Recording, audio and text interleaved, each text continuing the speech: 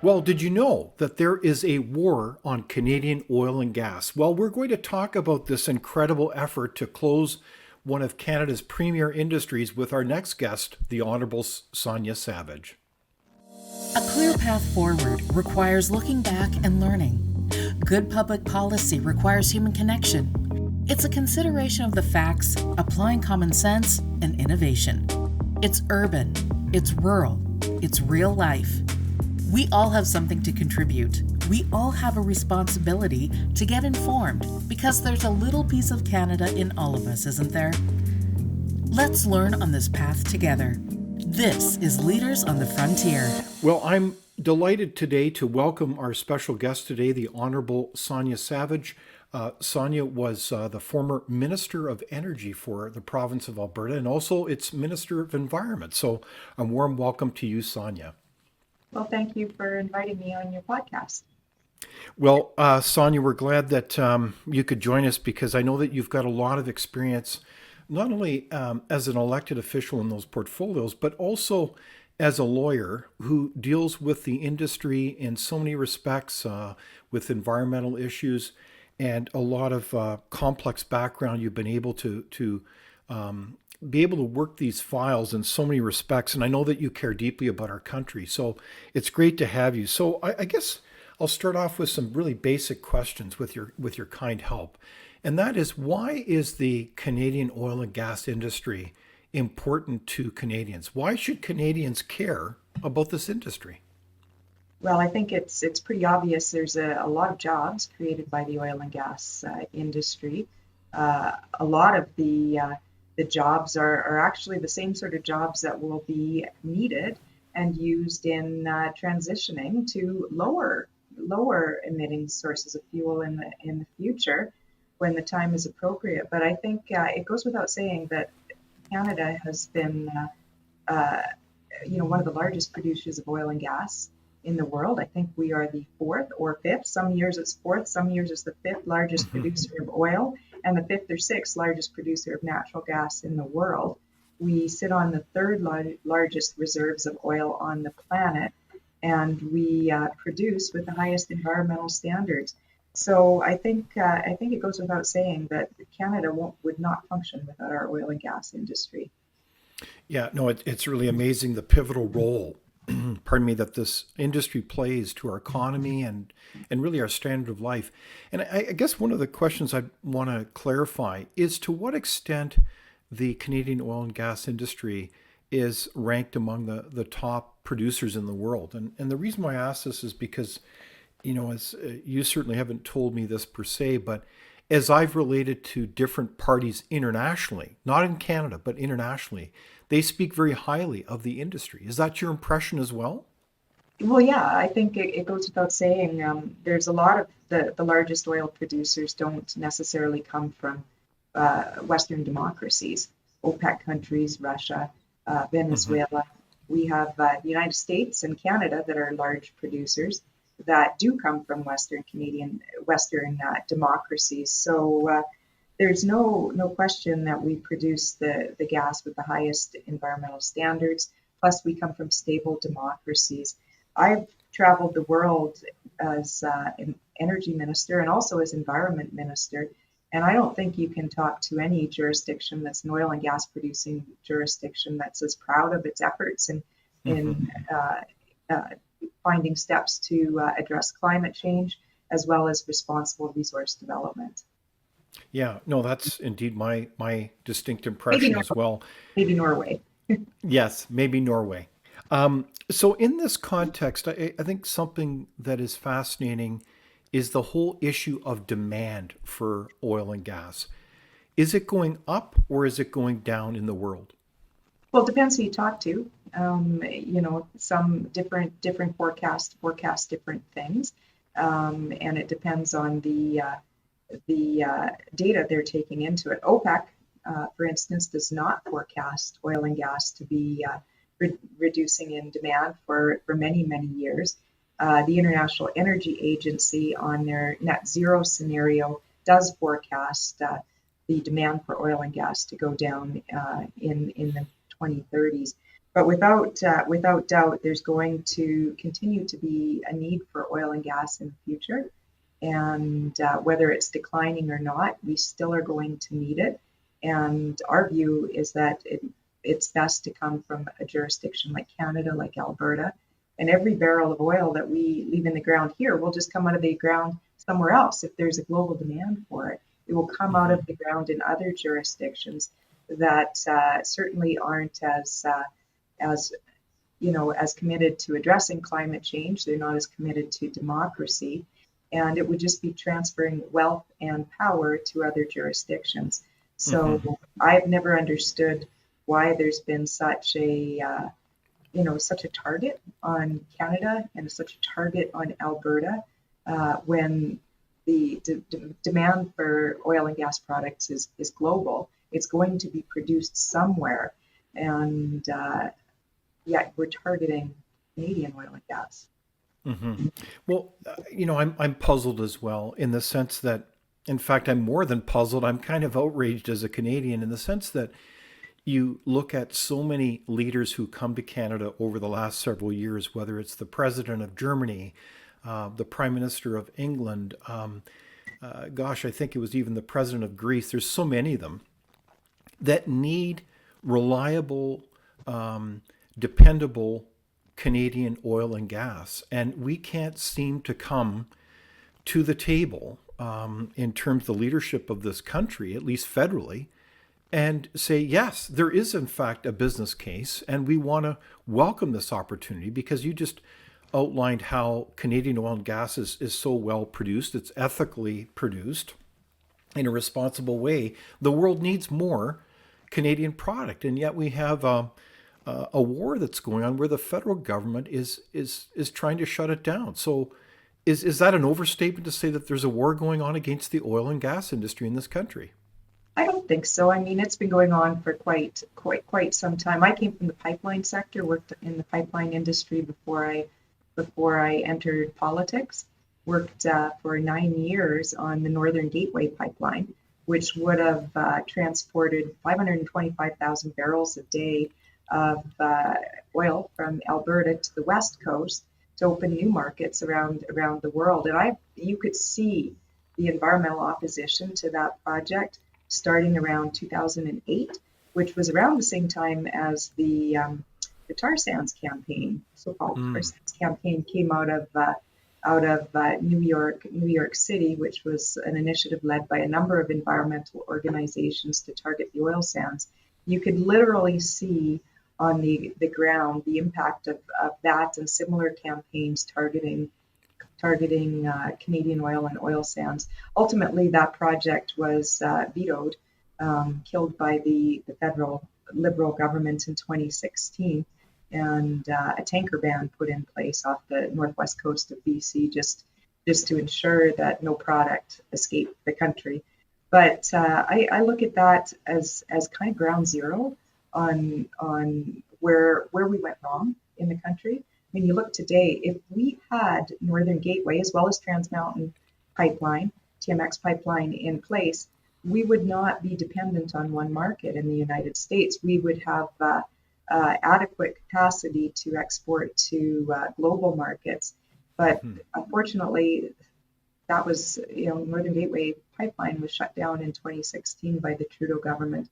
So I look at it as probably one of the biggest mistakes this country has ever had, and what a sad state that we're in now, as we're looking at potentially trade actions from tariffs from the United States, and we don't have markets for our oil and gas products.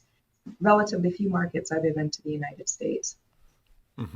Okay, so there's a lot to look and examine in terms of what you've just said, because it's interesting, for example, that this war on Canadian oil and gas seems to have been going on for quite some time, and that 2016 was a significant turning point because our own federal government, despite enormous support, including from First Nations, for that pipeline, did not happen to the West Coast. That was a huge defeat for Canadian oil and gas industry. Is that right? I think so, and we never really have recovered. Back in 2014, 2015 timeline, we had a number of pipeline proposals to crude oil pipeline proposals to export growing production in the oil sands. We had the Energy East pipeline proposed to the East Coast, Northern Gateway and TMX proposed to the West Coast, KXL down to the Gulf Coast in the United States, plus expansions of the Enbridge mainline system to export to the United States. We had numerous proposals underway, and maybe not all of them would have proceeded, but the ones that did proceed would certainly be based on market forces as opposed to government interventions. So it all, the Trudeau government stepped in and started making it more difficult for pipelines. You saw Bill C-69 come in, the changes to the Impact Assessment Act. You saw multiple regulatory duplications before Bill C-69. So it's been a long process of slowing down oil and gas production in this country, starting with pipelines, and now we're seeing numerous policies and climate levers across the federal government to impact oil and gas production, including the clean electricity regulations, the oil and gas emissions cap, the methane regulations, clean fuel regulations. You see Bill C-59, which is changes to competition law that are supposedly to address greenwashing. It's just multiple duplicated, overlapping regulatory changes in the country that put us at a competitive disadvantage to other jurisdictions. So I guess, it's almost overwhelming, the range of attacks then on the industry in terms of its different forms. And I guess one of the things that I am truly amazed by is how this comes at a big price for our country. Like, Canada has a productivity problem. As we know, the Deputy Governor of the Bank of Canada, Carolyn Rogers, has said that it's a break the glass moment in terms of the falling productivity and our standard of living in this country. Is this all part of that problem? Like, it seems to me that energy is foundational to our competitiveness and our level of productivity and our standard of living. So we're just undermining ourselves on this by attacking the oil and gas industry, aren't we? Well, I mean, there's a number of things in that, and it's I think we've been very good in Canada over the last 10 years in creating climate policy and a climate strategy. But we've done that without looking at what the consequences are on an energy strategy that has to balance other important things like affordability, reliability, energy security, geopolitical interests, economic interests into the mix with climate policy. So we've had just almost an exclusive focus on climate policy over the last decade, the detriment of energy policy. So I think that's one of the observations I certainly have had over the last while. Is this is what happens if you're not looking at the big picture and you're not balancing interests. It's very important to have a climate strategy and to have climate goals and a plan to address global emissions and domestic emissions. That's important, but you can't do that at the sole expense of energy strategy. You have to have both. So in that context then, Sonya, are you saying that the policies largely driven by the federal government, not entirely, there's some provinces that are doing this as well, are kind of unbalanced? They're not looking at the real cost of these policies designed to get rid of the oil and gas industry. So they're not looking at, say, its impact on affordability in terms of Canadians, or frankly, the impact on other industries like forestry, mining, every area of our economy. Yeah, I think it's important to balance both. And in Alberta's strategy, if people wanted to take a look at Alberta's emissions reduction and energy development strategy that was brought in under Premier Smith's government, I worked on it as Environment Minister, takes a holistic approach and to balance all those necessary objectives on emissions reduction as well as energy security, reliability, affordability, and and come together with policies and plans and programs that address all of it. That's the approach that should be taken. It's frankly, it's the only approach that will work. If you set goals and climate goals and ambitions and strategies, if you don't have a feasible way, a technologically feasible way to meet them, or if it's going to be at the expense of people's lives and affordability and what how people are able to afford groceries and energy and to heat and light their homes. If you set strategies and policies that don't balance it, you're not going to get public buy-in. And if you don't get public buy-in, you're not going to accomplish them. So I think one of the other problems that we've seen over the last decade in Canada is federal government taking a go-it-alone approach, not bringing the provinces in, not bringing provinces in that have the jurisdiction in areas and have the ability to implement policies that can actually achieve climate goals. They've been left out of the negotiations, left out of the discussion, left at the sidelines, and I think that's ultimately going to lead to failure in climate policies, and that's why you see so much regional tensions, constitutional battles. Almost every policy that's been brought in by the federal government to address climate change is being constitutionally challenged by one or more of the provinces. Usually my province. Usually it's Alberta. We have the most to lose, and the most interest in protecting our jurisdiction over natural resources, our exclusive jurisdiction over natural resources. So I would just reiterate how impressed I am with the job that Premier Smith is doing in standing up for Alberta's constitutional rights. She's extremely assertive and fearless in challenging the federal government to stay in their own lane.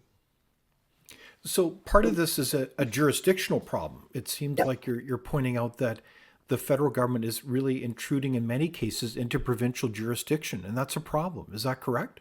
Yeah, without question. I mean, we've seen numerous cases go to through the courts. The Bill C-69, the impact assessment legislation, was struck down by the Supreme Court, sent back to the federal government to make amendments to bring it into line with the Constitution. They've done that, and now the amendments that they've brought in place, the provinces are saying those are still unconstitutional. We'll see constitutional challenges to the emissions, the oil and gas emissions cap, to the clean electricity regulations.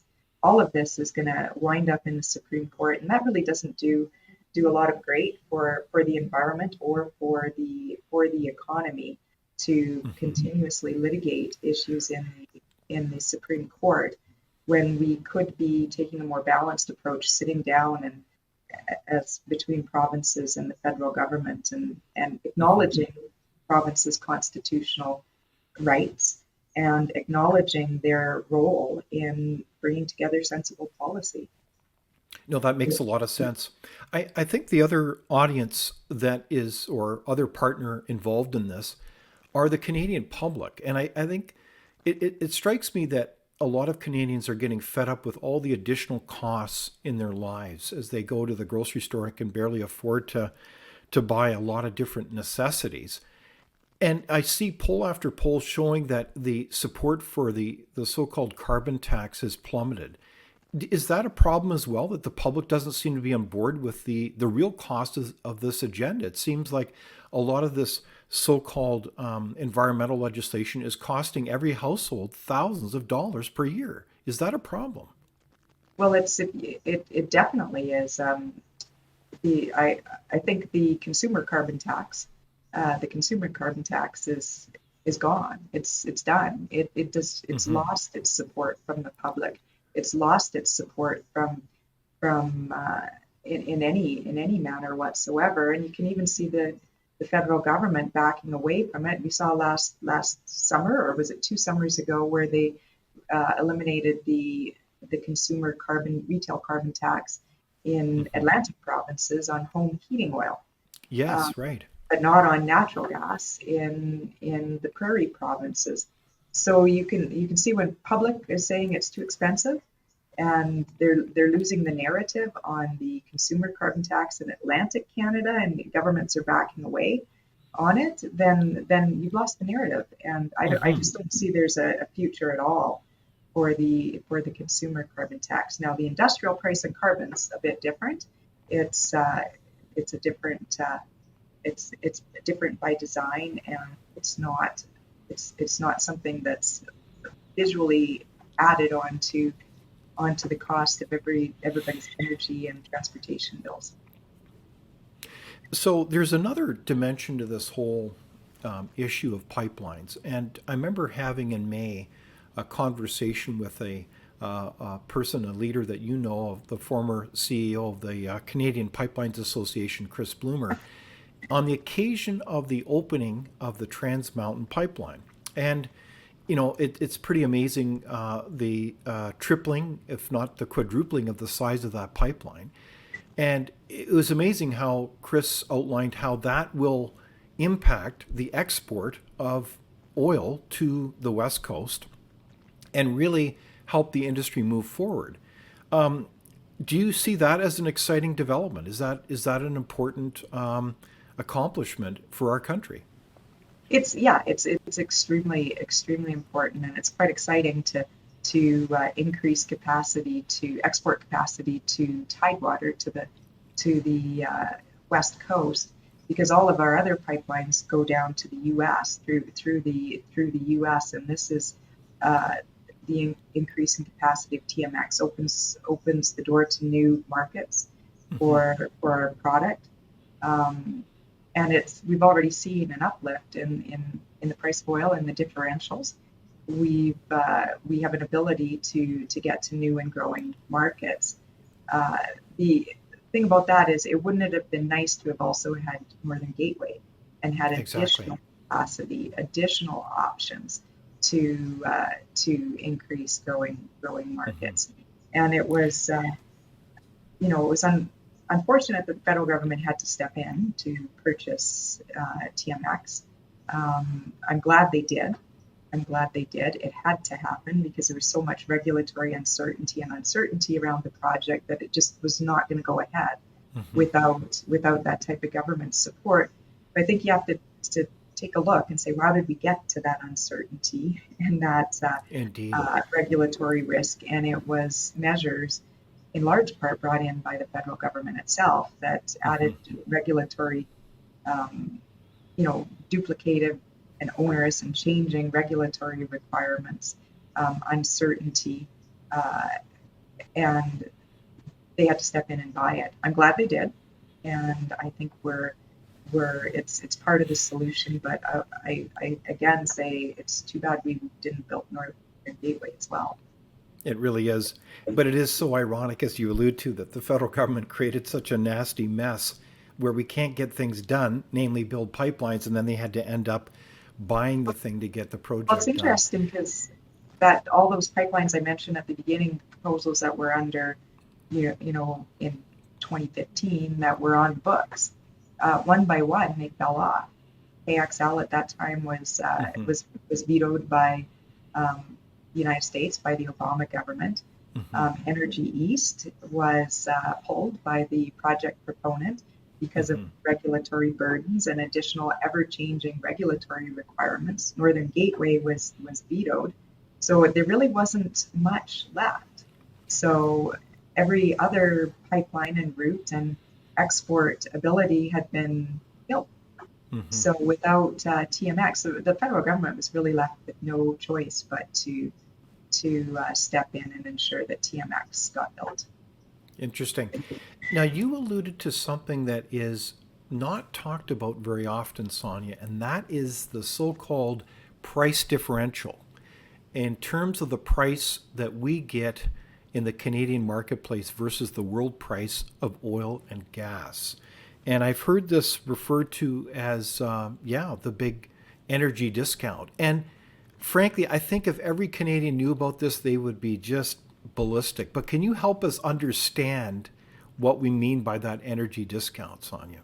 Well, our crude is discounted to the price of WTI, West Texas Intermediate, and it has been for a long time. But the differential gets larger if we have shortage of pipeline capacity because we're Hmm. constrained, and the differential is also increased when and if you have only one market to sell it into. If you only have one customer, you're a price taker as opposed to a price maker. That's why enlarging and expanding TMX has been so helpful to lower the price differential. Hmm. It not only increased pipeline capacity, but it gave us some alternate markets. So are you saying that because we have really primarily one customer, namely the United States, if the price of oil is say $100, we get 90 or $80. I know it's a dynamic number because we only have one customer, really. Is that the problem? It's more complicated than that. I mean, you have a differential for quality differential. We have a heavier crude that costs more to refine and process, and we have to transport it long distances. But there's also a discount based on having only one market.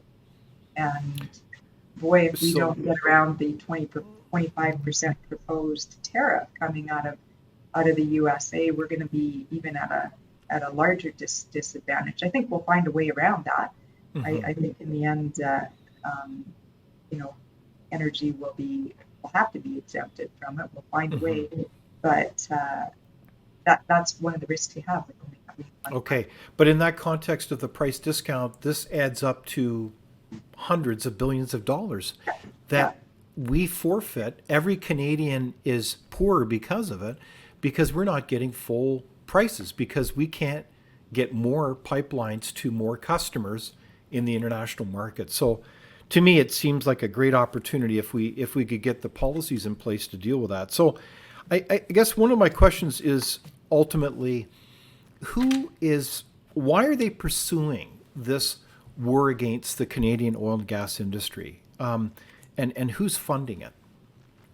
well, I think I mean, it's based on the climate change, the global goal to get to net zero by 2050 earlier if possible, and what kind of energy would be in the mix in a net zero future. There's certainly, it's fossil fuels are targeted, and there's certainly some within the environmental movement who want to see absolutely no fossil fuels in a net zero future, even fossil fuels that emissions are abated through carbon capture. They don't see natural gas being a bridge fuel to displace coal in electricity generations. So there's just um, a number of issues that are impacting, but it leads down to climate change and environmentalists targeting Canadian oil to because of net zero. Okay, so ultimately it's driven by kind of an ideology, a belief that 1 degree changes, namely the increase in temperature over 80 years, is an existential threat. And therefore, there's the justification to introduce all these measures to shut down the oil and gas industry. And I guess, I mean, obviously, I would question that narrative, as do thousands of other scientists, including the head of the UN climate panel, who said that it is not an existential threat. So, in my mind, is that the only agenda? Is it really all about climate change, or is it another effort to really, frankly, use policy to control every aspect of our life? Well, I think it is an important objective to lower emissions. It is the climate change is a real risk. It's real. It's happening.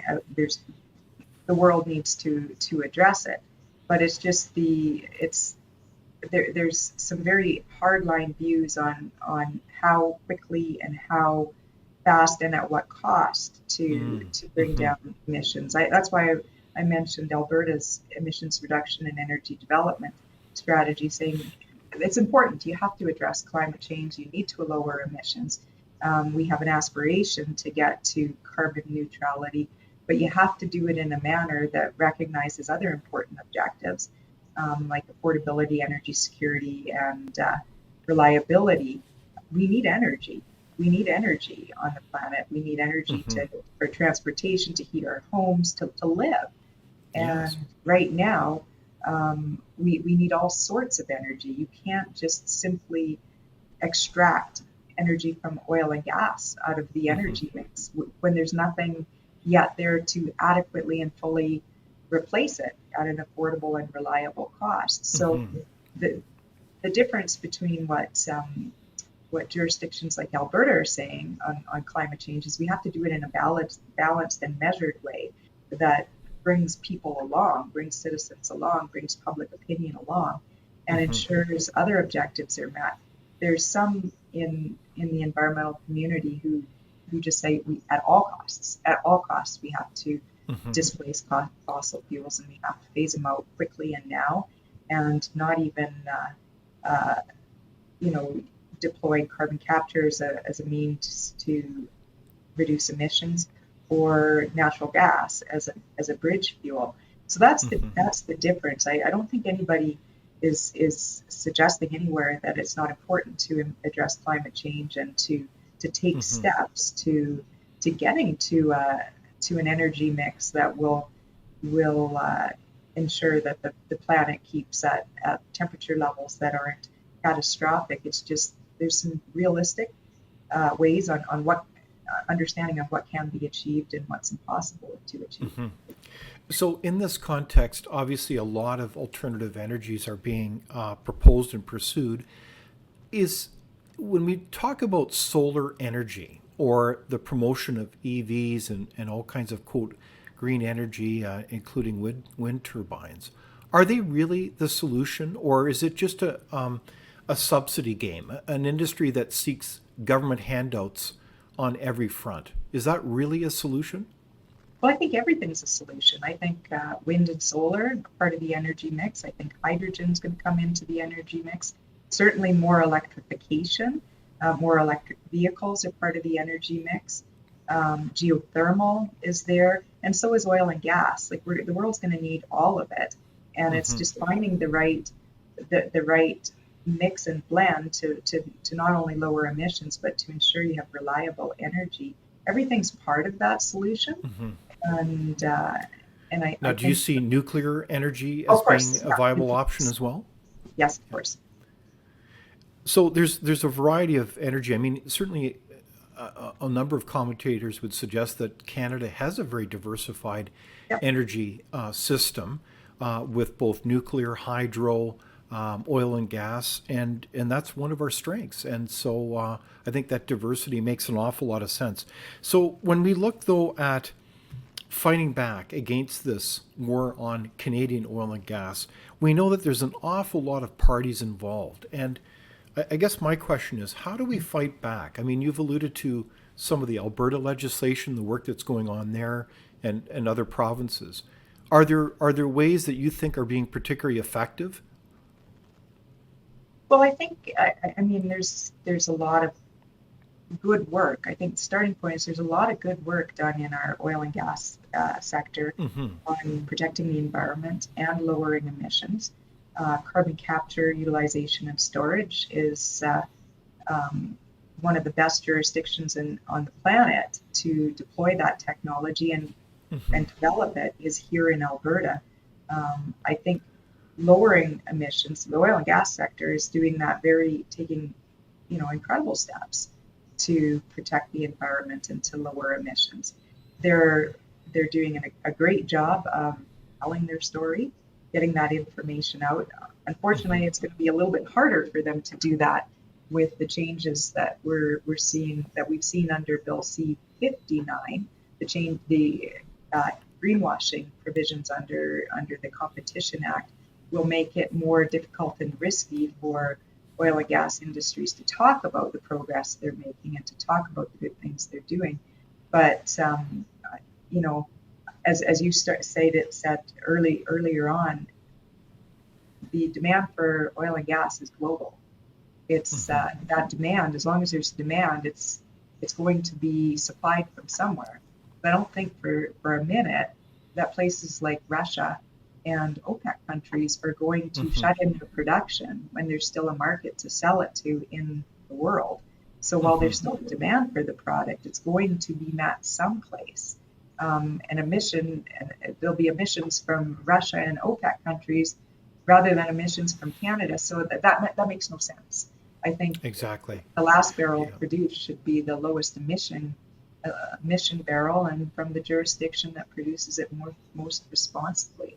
So I think we're doing all of that.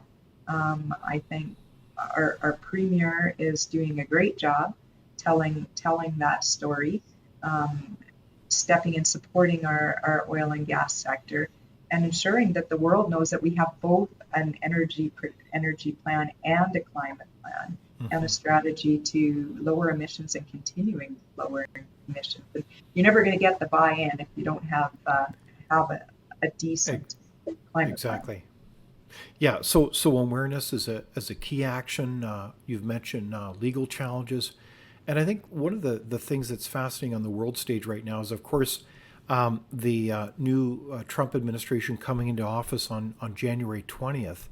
Do you expect that that administration will resurrect the Keystone pipeline?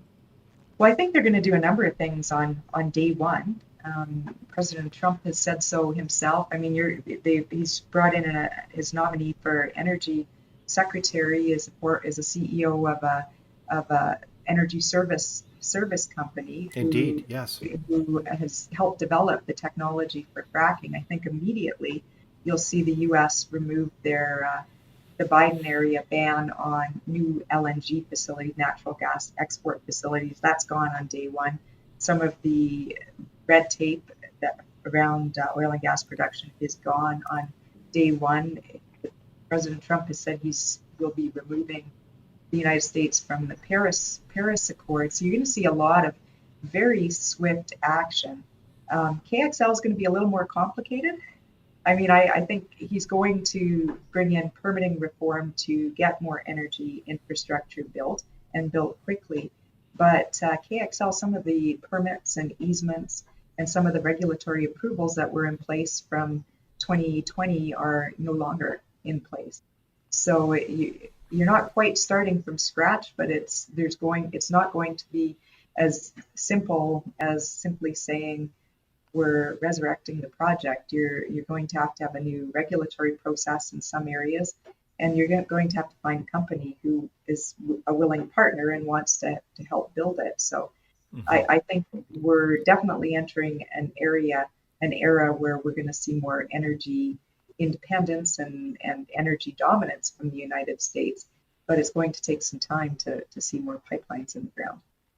No, I think you're absolutely right. And it is interesting as we hear about the plans of the so called DOGE, the Department of Government Efficiency, including Elon Musk and company, looking at how they radically downsize not only regulations, but the size of the state. It strikes me that there's also plans to radically change the environmental protection agencies at the federal level. So, will this put a lot of pressure on Canada to also pursue that kind of agenda? Because you have then a very different cost structure in terms of doing business in Canada versus the United States. Well, you're right. Canada's become known for being a place where it's very difficult to get complicated, big infrastructure projects built. We've got a regulatory process and a regulatory system that's not efficient, that's not designed to get us to a final decision on projects, which puts us at a disadvantage. Interestingly, of course, that's made worse by the changes that we saw under the Impact Assessment Act, Bill C-69. But interestingly, that complicated energy regulatory regime is also going to impact Canada's ability to bring in infrastructure and projects for the energy transition, whether it's critical minerals, whether it's hydrogen or CO2 pipelines, whether it's geothermal, all of that gets caught by the inefficient regulatory process. So we're if we don't improve that, and the United States is full on into regulatory efficiency and streamlining, we're going to be put at a disadvantage not only for energy infrastructure, but for all infrastructure and for energy transition uh, and clean energy projects. No, I think that's a very good point. So stay tuned when it comes to American policy and those changes and how it impacts this country.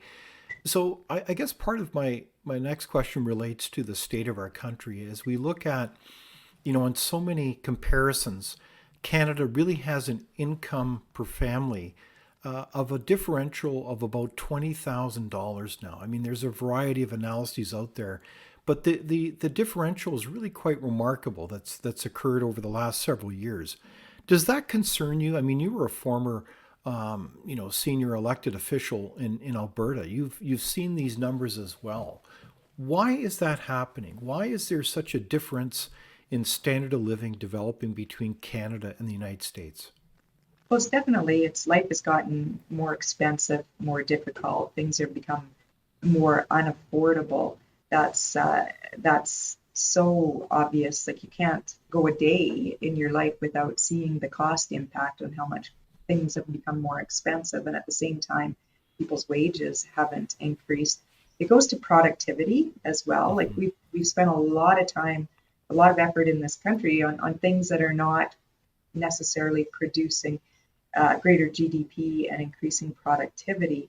So as we look to the United States and what some of their goals and aspirations are, and whether it's onshoring in the United States, whether it's increasing productivity, they want to get their economy running on all cylinders again and really fast. We have to do the same in Canada, and I don't know if we certainly haven't been as focused on that. And you bring back the whole conversation between climate strategy and energy strategy. We focused on one and not the Hmm. other. We have to start focusing on all of the policies holistically and start focusing on productivity and economic strategy, or we're going to fall further behind.